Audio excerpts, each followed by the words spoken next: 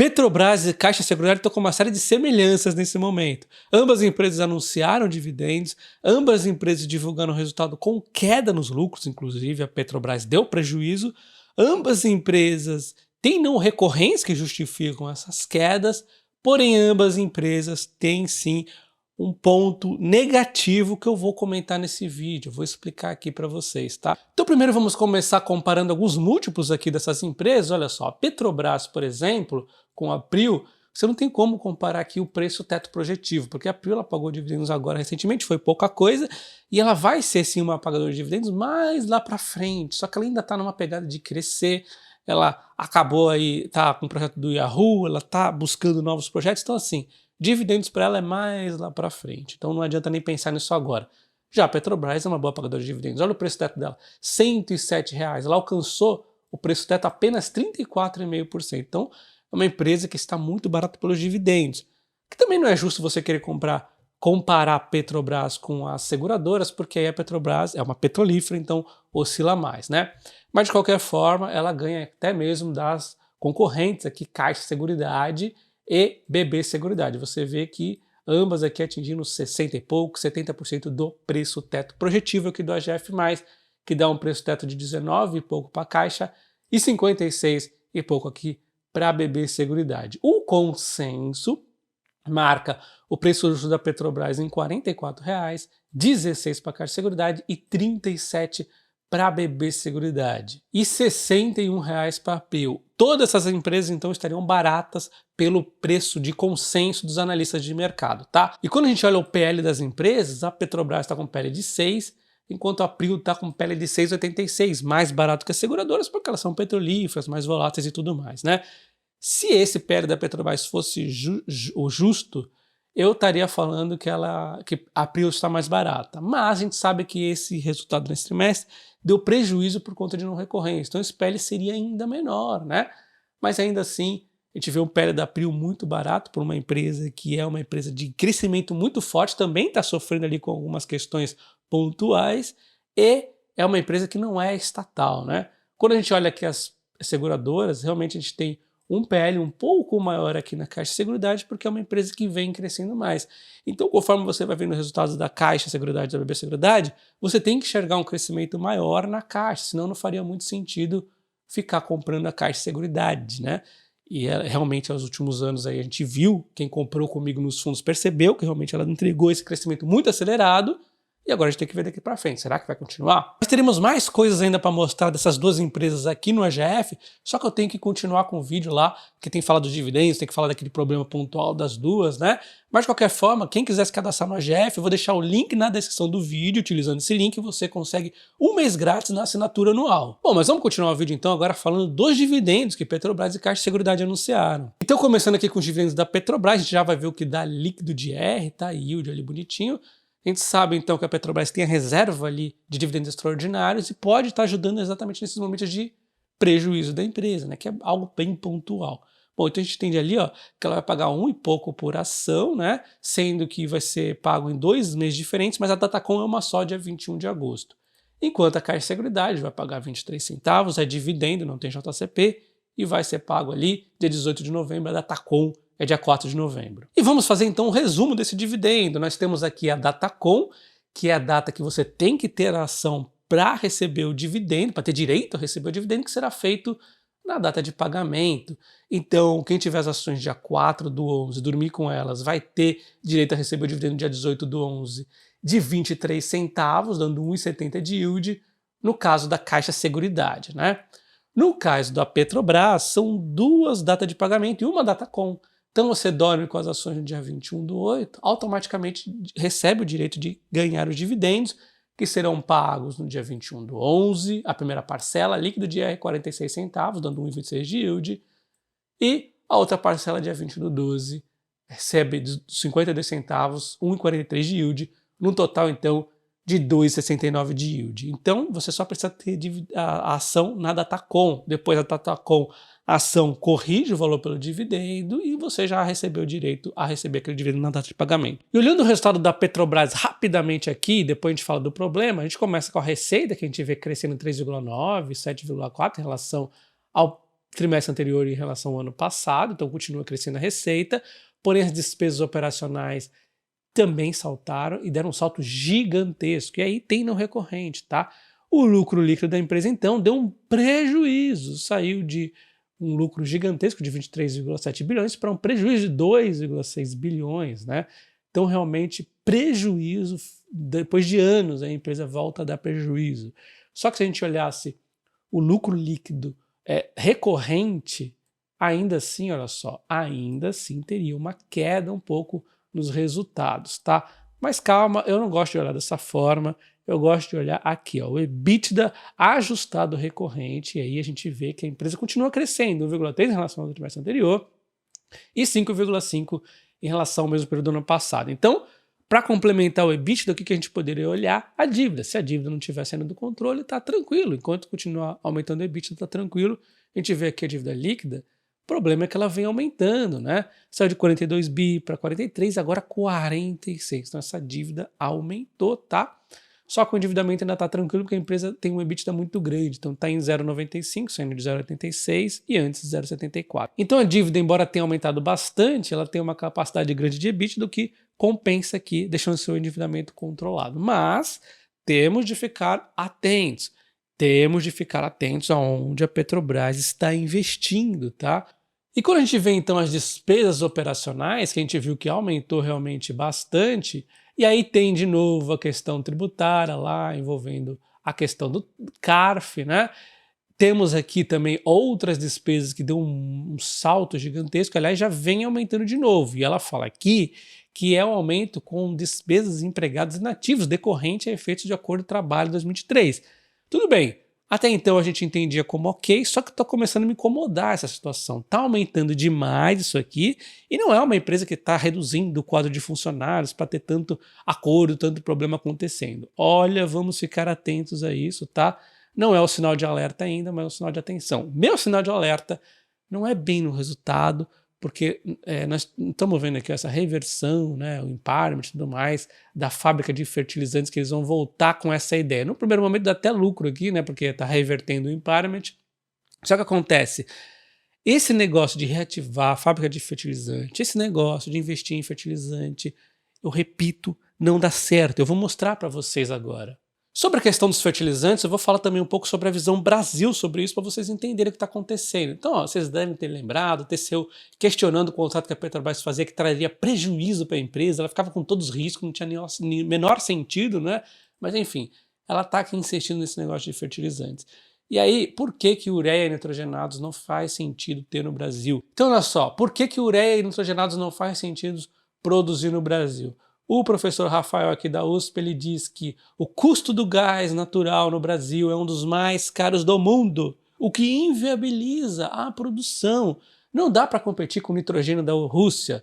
A ureia da Rússia chegava nos portos do Paranaguá, do Santos, do Rio Grande e até mesmo no Nordeste, muito mais barato do que a Petrobras produzia. E isso não mudou. Essa situação não mudou. Essa situação continua e não vai mudar. A Petrobras fabricar fertilizantes é mais caro do que simplesmente comprar da Rússia, e seja de que país for. Então, inclusive, ela tinha abandonado isso aqui em 2016, agora vocês estão vendo todos esses ruídos com o governo insistindo nesse tema. E no caso do potássio, aí já não é questão da Petrobras, seria o caso da Vale, né? E é mais grave ainda, porque o potássio, a Vale, aliás, o Brasil, ele importa 95% de tudo que ele consome. E a Vale é praticamente a única que produz aqui, numa mineração ali, inclusive, que já está no seu esgotamento. E não tem como o Brasil competir. Embora ele tenha reservas gigantescas, não tem como ele competir com os principais países nessa frente do potássio, porque eles ganham em escala, ganham em custos. E no Brasil, por enquanto, não é vantajoso competir com isso. Só que como a Vale é uma empresa privada, não existe essa conversinha furada que ela deve investir em potássio. Talvez por isso o governo também queira um CEO, né, para colocar lá dentro um companheiro para colocar essas ideias de jirico aí. Mas olha só isso aqui. Aqui está a lista dos maiores países que o Brasil importa. Ele inclusive importa dos Estados Unidos, mas os Estados Unidos também importa de outros países. Mas olha só, quero dizer o seguinte, os maiores produtores são exatamente esses que o Brasil importa mais, Rússia e China. Você imagina como é delicada essa situação para os Estados Unidos. São os maiores rivais dos Estados Unidos, é a Rússia e China. Então eles estão extremamente incomodados com isso. E eles também estão investindo aqui em produzir. Olha que para eles é mais vantajoso do que para a gente. E como é que eles fazem então? Então olha só o que os Estados Unidos faz. A gente volta ali para 2022 como exemplo, ele estava ali anunciando que ia investir mais de 1 bilhão na produção de fertilizantes. Isso aqui quem está subsidiando é o governo. Então o governo subsidia a produção parcialmente ali, embora para eles seja mais barato, é mais fácil para eles, para a gente é mais caro, precisa de subsídios ainda mais gordos. Então quem que deveria estar tomando aqui essa frente de fertilizantes? O Brasil deveria estar de repente fazendo subsídios para a Petrobras, mas sabe o que vai acontecer? Sabe quem vai subsidiar a produção de fertilizantes no Brasil? Os acionistas da Petrobras. Isso inclui o governo, obviamente, mas inclui cada acionista da Petrobras. Então, quando você vê investimentos em fertilizantes, você vê você investindo, subsidiando o fertilizantes no Brasil. Você subsidiando aí o setor agro. Bom, então na minha opinião, diferente dos Estados Unidos, aqui é mais caro ainda de produzir, então nem subsidiar nós deveríamos. Mas caso o Brasil resolvesse realmente insistir nessa tese, ter que subsidiar fertilizantes, o Brasil, governo, é que tem que subsidiar as empresas que vão produzir os fertilizantes, e não a Petrobras, que é praticamente isso que está acontecendo, a Petrobras subsidiando os fertilizantes no Brasil. Não faz sentido. Isso sem contar aqueles probleminhas adicionais, né, que vocês sabem muito bem. Falando agora da Caixa Seguridade, nós temos aqui um lucro caindo 6,4% em relação ao mesmo período do ano passado e caindo aqui em relação ao trimestre anterior 16,7%. Porém, justificado por não recorrência. Se não fosse isso, teria subido o lucro para 928 milhões. Um lucro muito forte. Só que a gente tem que entender os problemas desses não recorrentes. E tem aqui no Rio Grande do Sul, né? Aí tem um impacto muito grande. Foi compensado aqui por resseguros. Foi muito bem feito o resseguro dela. Então, parabéns para a Caixa Seguridade. E a sinistralidade realmente foi para a lua. Só que um ponto que eu tenho assim uma certa... Não vou dizer que eu posso já crucificar, mas eu não gostei nada dessa questão aqui envolvendo a Caixa Econômica Federal.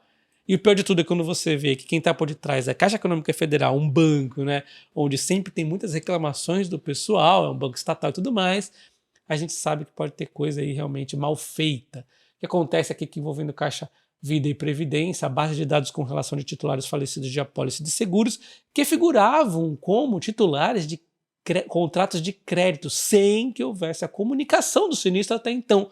E aí minha pergunta, por que não teve essa comunicação? Por que isso ficou represado? Enfim, esse evento gerou um provisionamento de sinistro no montante de 342 milhões, que acabou tendo impacto no lucro de 123,2 milhões. Isso aqui veio do nada, né? Ele informou lá no dia 8/7, eu cheguei a comentar isso com vocês, mas assim, até que ponto a gente pode ficar entendendo como normal questões pontuais vindo da Caixa Econômica Federal, que mais me parece uma desorganização deles, né? E por vir de um órgão extremamente suspeito, é algo a se considerar. Não estou dizendo que isso é ruim, agora a Caixa Seguridade é ruim, não, mas puxa vida, isso aqui realmente é algo desagradável, tá? Vale destacar que é diferente a Caixa Econômica Federal da Caixa Seguridade. Eu sempre gostei da Caixa Seguridade. Logo após o IPO, eu sempre confiei, mostrei para vocês ali, só que a gente também tem que ver que alguns besteiras feitas pela Caixa Econômica Federal acaba impactando aqui na Caixa Seguridade, né? Enfim, o lucro então ajustado por não recorrentes teria subido 12,8% em relação ao 2T23. A maioria desses não recorrentes é aqui, ó, exatamente no sinistros do prestamista lá da Caixa Econômica Federal. Enquanto tem aqui os outros sinistros de residencial habitacional, ali na questão do Sul e tudo mais, né? Então, considerando os não recorrentes, aí tem essas quedas no resultado. E quando a gente vê aqui o crescimento da Caixa, os prêmios emitidos aumentaram 8,6% em relação ao mesmo trimestre do ano passado, em relação ao trimestre anterior aumentou 3,6%.